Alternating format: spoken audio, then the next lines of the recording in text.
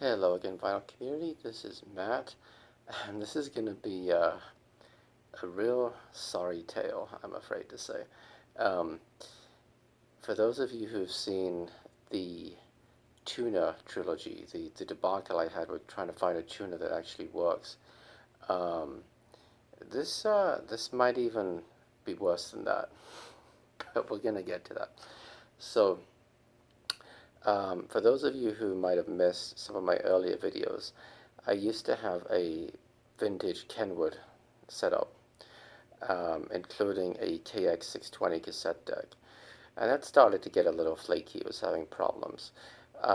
Specifically, what would happen after playing for just a little while, if you then stopped, let's say you wanted to change cassette, or even if you just wanted to flip to the other side, um, the right channel would peg. The VU meter would peg all the way over to the right. You would get a kind of a low humming noise.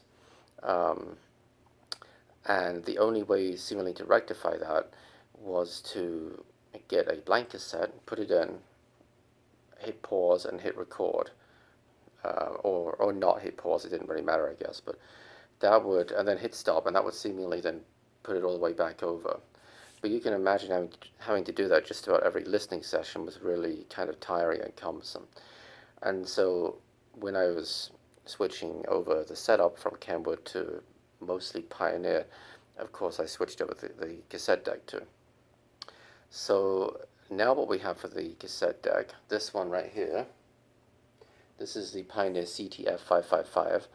I love the look of it. I love the fluoroscan display on it, don't get me wrong, but it doesn't sound great. Um, Both with playback and especially with recording, it's a little bit flaky. I've tried two different head cleaners, one of which supposedly has a built-in demagnetizer, although it's not powered, so in reality it's only ever going to be just about enough to demagnetize the heads, but whatever. I've tried cleaning the heads with isopropyl alcohol, 91%. I've done that 2 or 3 times. Run the head cleaners through again, etc., etc., and but it's just not great, you know. So I thought, you know what I'm gonna do? I'm gonna leave the Pioneer in here because again, I like the look of it, and it can play okay. You know, give it the right cassette, and it sounds all right. Especially with the graphic equalizer, you know, it's acceptable. Um, but I'm tired of messing around with that cassette deck, and I thought, you know, for I want something that's going to make high quality recordings, especially with Dolby HX Pro, and so like, you know what, I'm going to replace the CD player that I was using, which was really a Sony DVD player that took forever to boot up, and I'm going to get a Sony tape deck, nice and matching. I'm going to put them off to the side. They're going to be black, you know, which is fine. The rest of my setup's silver, but I don't mind it being black if it's off to the side of the regular setup. Um, and that way I will use that tape deck, especially for recording, but I may use it for listening too. And I thought, you know, that's a pretty solid plan. I looked online. Sony cassette decks are pretty cheap. Sony CD players are even cheaper. And I thought to myself, okay, you know, this is a good plan. I'm going to probably get away with only spending maybe $100 in total for both the CD player and the cassette deck. Not a problem, it's done and dusted. Well, in the meantime, I actually got a pretty good score a couple of weeks ago, or a bit less than that, on some cassettes. I went to Savers, and they had a whole bunch of them. Somebody must have dumped off a whole load of tapes, and you know, there's some reasonable stuff here. So I'll show you those to start with. Okay, Chicago, If You Leave Me Now.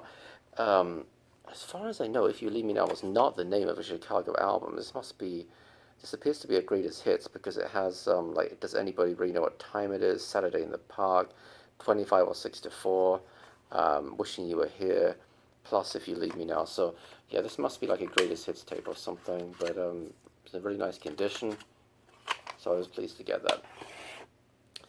Next up, this is one I took a chance on. Hadn't actually heard of these guys, but Hamilton, Joe, Frank, and Reynolds. I thought it looked interesting, and sure enough, it turns out that they're like sort of a late '60s, early '70s. I guess like a kind of a prog rock psych group. I haven't listened to this yet, but pretty cool. Next up we have Phil Collins, Face Value. And Phil Collins, No Jacket Required. I have both of those on vinyl, but what the heck. Fleetwood Mac, Behind the Mask. That's one of the later albums. Donna Summer, Endless Summer. This is a greatest hits cassette. It goes up until the late 80s because it has This Time I Know It's For Real on it, which came out in 80. That came out in 89. And it's got all the classics, you know, I Feel Love, Last Dance, Hot Stuff, On the Radio, No More Tears, etc., etc. Madonna, music. I'm not a massive fan of Madonna's later stuff. I much prefer her 80s music to anything she did since then, but I do like the title track music. Next up we have Public Image Limited, Happy, with a question mark. Steve Miller Band, Fly Like an Eagle. I do have another Steve Miller Band cassette. I forget which one it is, but I think it's the one with Mr. Roboto on it. And I forget the name of the album, but anyway. The Pat Metheny Group, First Choice. I'm sorry, First Circle, not First Choice, First Circle.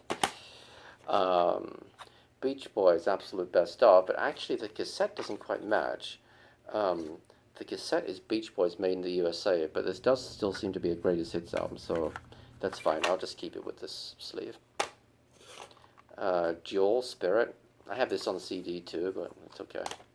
And then finally, Barry White's Greatest Hits. But again, the cassette doesn't quite match. If I look at the tape, it says Barry White All-Time Greatest Hits. And this is, the track order is not quite the same. And this is clearly a much newer cassette as compared to the sleeve. So those are all the cassettes that I got. I did also pick up a few records recently, and what the heck, we'll make this a little bit of an update video too, so I'll show you. Also at the Saver store where I got the cassettes from, I got Johnny Cash's Greatest Hits Volume 1. The condition is only so-so. The record is in better condition from what I can see than the sleeve. I mean, the sleeve's like a VG probably because it has a bit of a split at the top. Record may be a VG+, but I haven't cleaned it and listened to it yet. And then last night I went to Zoinks Records in Pomona, kind of a local store to me, sort of, and just got a few records. The Whispers, Just Gets Better With Time. That includes the sort of a classic 80s track, Rocksteady. I then got three 12-inch singles. I got King, Love and Pride. This was a big #2 hit in the UK back in 85 or 86, I want to say. Let's have a look at the date. 84. It was a year earlier than I thought. I got Technotronic, Get Up Before the Night Is Over. Have any of you guys ever bought records that you've sold previously? I used to have this, and I ended up trading it in at a different record store, and because I went through a very brief period when I first started getting back into vinyl where I didn't want 12-inch singles, and I had several of them left over from years and years ago. And I got rid of this, and I regretted it ever since. I like Technotronic. It's great, like, house music. So I finally bought this again. This is $3. And finally, I got Anita Ward, Ring My Bell. This is an early disco classic. This is a re-release. This is from '79, I believe, this TK Disco record. There would not probably have been a 12-inch single of this when it originally came out, because the original is from like 73 or 74 or something. I forget. So, I've got my cassettes, and I'm waiting for the cassette deck to come, because I ordered it on eBay. I haven't had the best of luck with eBay, as you guys know from the whole Tuner experience, but I'm waiting for it to come, and finally it gets delivered last week. So let's go take a look at the cassette deck. So this is a Sony TCWR 590 cassette deck. It's a dual deck, which I don't mind. It's only 2 head. Again, I don't mind that. Single deck 3 head would be better, but would also probably cost 3 times as much, so it's fine. It does have Dolby B and C and HX Pro, and when I got it, it has a little bit of a dent at the top. It's not really visible on the camera. you can just see the top of the ribbon cable actually going into the display here. Just the dent's just big enough for that. Um, so anyway, I get this, and it's packaged okay, not the best I've seen, but not the worst either. So okay, and I get it out of the box, and I see the dent, and I was like, oh, that sucks. But since I intended to put the CD player on top of it, that would hide the dent. Not a big deal. I wasn't too concerned about that as long as the thing worked. So I get it, and I check. Okay, the jack works nicely, nice and smooth. A little bit of dust, but I can wipe that off. That's not a problem. And then I plug it in. In fact, I think I even got it all set up, with the cable, the RCA cables and everything. And in fact, it even came with RCA cables right here. Plus, it came with an instruction manual, which was nice. And I turn it on. Now, if you listen, you can probably tell already what the problem is. Let's hear that again. You hear that? Hopefully you guys can hear that whirring sound. So I already knew that there was probably an issue with this, but I thought, okay. And then I put a cassette in to deck A, and nothing happens when I try and hit play. Nothing whatsoever. I try deck B, same thing. Winding doesn't work. And so I already know that the belts are completely shot on this.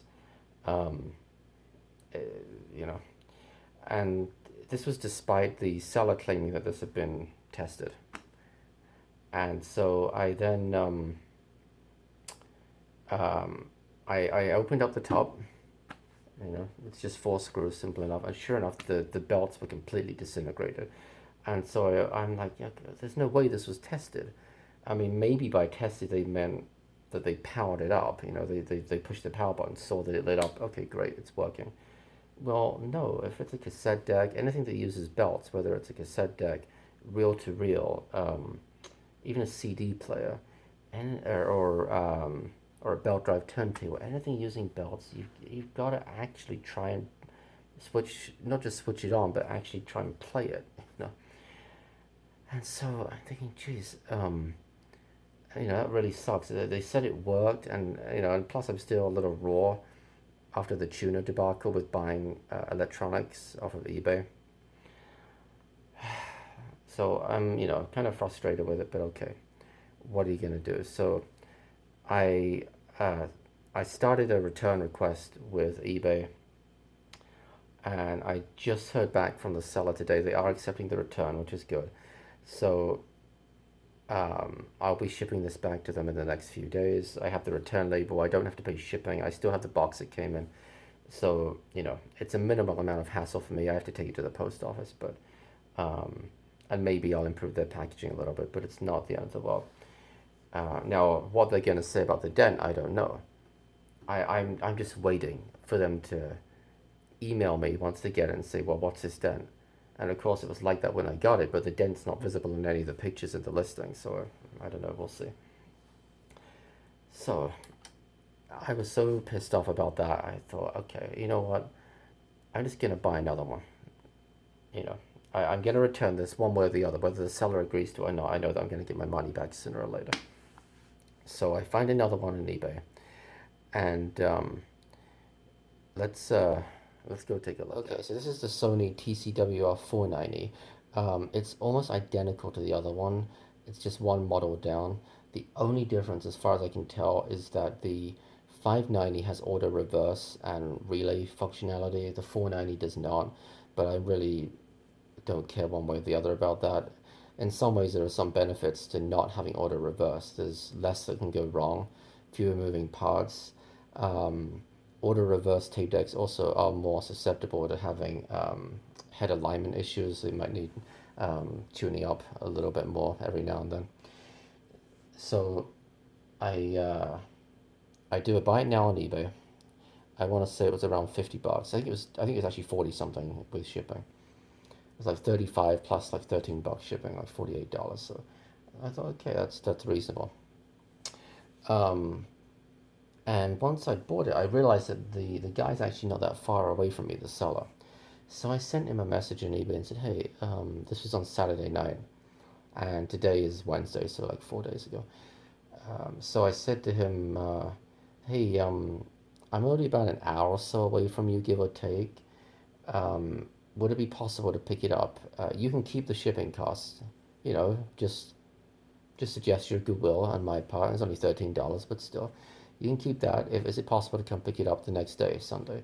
So he said, yeah. Just what time do you think you can get here? So I said, well, how about 2 o'clock? And he said two's good. I have an appointment at 3, so if you can get here by 2, then we're good. And again, this was listed as fully functioning, tested, working. Okay, you may already know where this is going. So I get to this guy's house, and in fact, my wife and newborn daughter came with me. And it's about an hour away. And it took a little bit longer because of traffic. I was about 10 minutes late getting to his house. By the time we get there, our daughter's having like a full-on meltdown because she's hungry, and my wife's getting kind of pissed off with the whole situation. So I go to the guy's house, and knock on the door, and his garage is open. He comes out to meet me, and so I go in. He's already got the tape deck all ready to go. It's on like his workbench. It's all he's got the power cords all wrapped up, and he said, here it is. And I have a look at it. I think, oh, it's pretty nice condition. And he says, everything's working. Don't worry about it. You're good. Okay. Now, I should have plugged it in. I know I should have done. I was just in such a hurry to get out of there with the baby having her meltdown, and it had taken longer to get than I thought, and we're all getting cranky, and we just want to get out of there. Um, and I figured, well, what's the difference, right? I mean, if he shipped it to me, then if something was wrong, then either way I could get a refund, right? So I get the thing home, and this and then the baby needs feeding again, and she needs changing, so we have to stop at like a Starbucks to do it. The Starbucks doesn't have any change tables, so then we have to do it in the car. And just, you guys have had kids, you've been through all this. But by the time we get home, it's been almost a 4-hour round trip, right? On Sunday afternoon. So I'm a little cranky by this point, but it's all good. I've got the cassette deck. Okay. I switch it on. Have a little listen to this. Once again, let's listen to it. It's that familiar sound again. Yeah, exactly the same as the other deck. And I thought, oh jeez. But I thought it's okay. The guy said it worked, and maybe it just makes a noise when it powers up. Like it's the motor starting up or something. No big deal. Nope. The belts are completely fried in this thing. It wouldn't play any cassettes, wouldn't wind. The only difference with this one compared to the other one is that the right deck at least made a noise when I tried to start it, but it didn't actually spin. There may also be a little problem with the display. I'm not too sure. Like this red line was flickering when I had a cassette in here, but that may not mean anything. If the belts are shot and it's not actually working properly, it may be that the display doesn't know what's going on. So I'm not too concerned about that. And so I don't believe it. So I send the guy a message and I say, I'm sorry, this doesn't work. I think the belts must be shot. He sends a message back saying, well, um, go ahead and submit a return claim on eBay, and it was working before. And I didn't say it, but I wanted to say, no, it's not possible that it was working before. It's not like I don't know. It's not like I dropped it and dented it, or it's not like one little thing doesn't work. No, neither deck works. The belts have disintegrated. They've melted in here. They're like they've just completely fallen to pieces. It's not possible that this was working. Maybe 2 years before it was working or something, but it's not like it was working 2 days before when he listed it, right? It just doesn't make any sense. And so I know the guy's. And I don't think he's lying. In his mind, I think he thinks he's tested it because he's turned it on, and that's good enough. And again, it's not good enough. Anything that uses belts, you've got to actually try playing it properly and making sure that leaving it on for at least several minutes to make sure it's working fine. And you know, I just at the point now where I'm like, I just don't believe it. I mean, what have I got to do to get a working cassette deck? You know, this is now really, if you include the Kenwood and the Pioneer, both Sonys, this is now 4 decks that, to one extent or another, I've had a problem with. And I don't know, maybe I'm cursed. It's just bad luck or something. And so I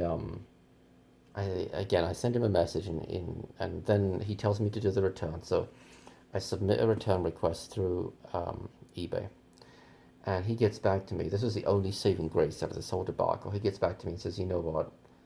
Just keep the deck." He said, "It's gonna cost me more to return it, the return postage fee, than the deck is worth. So just keep it." You know. So he ended up being nice enough, kind of, about it, and I sent him a message back and said, you know, just want to reiterate that the deck is not working. I'm not making it up. You know, I offered to send him video too, because you know I don't want him to think that I'm trying to scam him or something, or trying to con him out of money. And I even said to him, look, I'm not, you know, just because he had kind of implied that by saying, well, it was working before, and so I said to him, well, you know, I'm not making it up. It's, believe me, I'm not going to take an entire afternoon, 4 hours out of my day with a screaming 3-week-old in my car to try and con somebody out of $40. I mean, and you know, he did message me back and said, you know what, you know, I agree, nobody would do that. And so anyway, I got to keep this. Doesn't work, but I did order a belt kit off of Amazon. It cost $20 plus shipping. The belt kit's actually for the $5.90, the other one not the $4.90. I couldn't find one that said $4.90, but from the outside and from opening it up, they look identical inside, except for the chipset is slightly different, but that's probably because of the relay and auto reverse functions and that. But the actual cassette mechanism, in terms of the gears and the belts, I think is the same. So I'm gonna try and replace the belts on this. I've never done it before on a cassette deck. I did see a tutorial online for a slightly different model, but one that looked similar enough. And it looks like it's a little bit of a tricky process with this, because you've got to take the front off. You have to take off part of the there's a circuit board on the back of this. You got to take that off too, and it looks a little involved, but okay. So then there's a little more to the story. I then ordered another Sony cassette deck. This time I think it's let's say TCW 455. It's a slightly different line. Again, it is Sony. The main difference with it is that instead of having the display off to the right, it has a slightly, I'm sorry, in the middle, it has a slightly smaller display off to the right with the 2 cassette decks next to each other. I prefer it in the middle. I like the look of it, but it's okay. I can deal with it being on the right, whatever. The guy had pictures showing it playing. I even messaged him after I bought it and said, I just want to make sure, because I told him about the problems I had. I said, I just want to make sure you've tested this. And he said, yes. I tested it playing. It plays fine. I then messaged him again and said, okay, and it, fast forwards and rewinds okay, right? And he got back to me and said, well, I didn't actually try fast forward, but it did rewind properly. And so I said, that should be fine. I'm pretty sure that the rewind and fast forward, use the same motor in this. So if one of them works, the other one probably should do too. So, but still, I'm now, but he said, you know what, but let me know if fast forward doesn't work, just let me know. Whatever that means. I don't know if he would say just return it, or if he would tell me to keep it, or if he would say I'll give you some money back, or I don't know. So hopefully, that one is scheduled to be delivered on Saturday in 3 days' time. As of right now, with UPS or FedEx, one of the two. But yeah, so this has turned into a whole saga, a whole debacle, just like the Tuners did, and it's just kind of unbelievable. I mean, I just think, why won't people test things? And it would be one thing if they had said untested, or if they hadn't even mentioned testing it. Then really I can only blame myself, right? Or if they just said as is, but that wasn't the case. They claimed that these were functioning, 100% fully tested. and here we go, they're not. The interesting thing is going to be actually if the one that's coming on Saturday, the 455, let's assume that that works fine. If I then do manage to get this working with the belt kit, it's going to be interesting to see which one I want to keep. It may hinge on whether this one does have an issue with the display or not.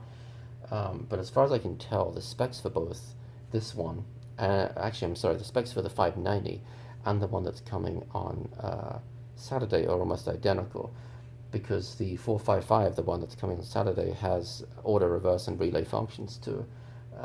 So functionality wise it seems to be the same as the 590. It also has WBC and HX Pro, etc. So we'll see. There may be another update video on Saturday, possibly involving a sledgehammer depending on how things go. There was one little piece of good news. I mentioned that I wanted to put a CD player on top of the cassette deck. I did get the CD player, it just arrived today, and by some miracle it's actually working perfectly and it looks beautiful. So I'm going to go show you guys that. Okay, this is the Sony CDP-291 right here. It's from the early 90s, and again, this was a deal where it was only $30 and that included shipping. It was free shipping, so I kind of figured I couldn't go wrong. But it was being shipped from like Florida, so I guess a lot can go wrong when it's traveling from Florida to California. And when I got it, the shipping again, the packaging was only kind of so like, I don't know, but mostly because it was a little loose in the box, but it was completely wrapped in bubble wrap, several times actually.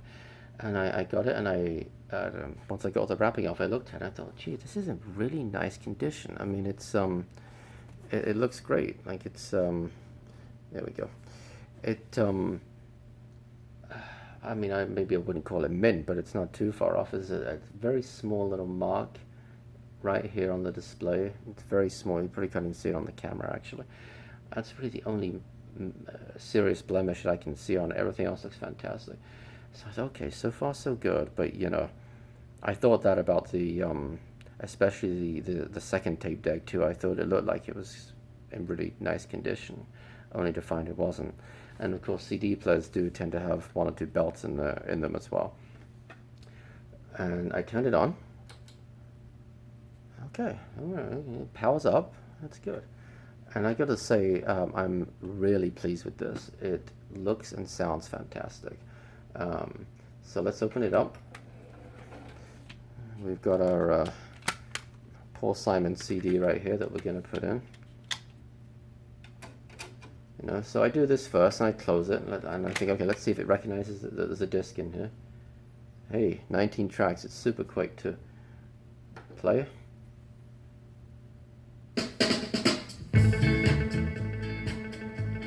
Good.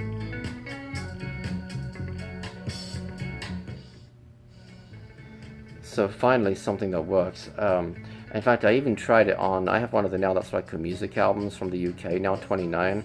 I don't know if it has disc rot or what. It doesn't look too bad, but there's a couple of tracks on there that have always been a bit flaky, and I even tried playing those, and it seemed to play them okay. So this is fantastic. I'm really pleased with this. It looks great, sounds great, it's working great, finally, and I think it's gonna be it's gonna look nice to put a cassette deck underneath it. Maybe on top, but I think it makes more sense to have the cassette deck underneath. So then we'll have a couple of Sony components here. The fact that they're black is alright. Again, I know the main setup's silver, but the black's off to the side, so not a big deal. So yeah, at least the story has a happy ending, kind of. We've got to wait till Saturday to see how that 455 cassette deck does. Well, again, we might have another update video, but at least for today, I'm definitely happier than I was a day or two ago. We have a piece of audio equipment that is actually working. So, alright guys, thanks as always for watching. Appreciate all the comments, appreciate the subscriptions, and until next time, bye bye.